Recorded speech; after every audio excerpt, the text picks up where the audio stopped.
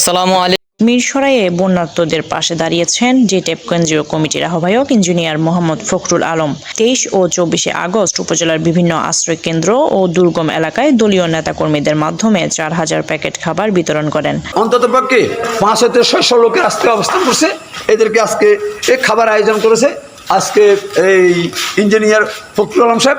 আমরা তাকে আন্তরিকভাবে ধন্যবাদ জানাই যে মিরসরাইবাসীর এই ক্লান্তিক লগ্নে সে মিরসরাইবাসী হাল ধরেছে। এই মিরসরাইবাসীকে সে সহযোগিতা করার জন্য যে হাত বাড়িয়েছে।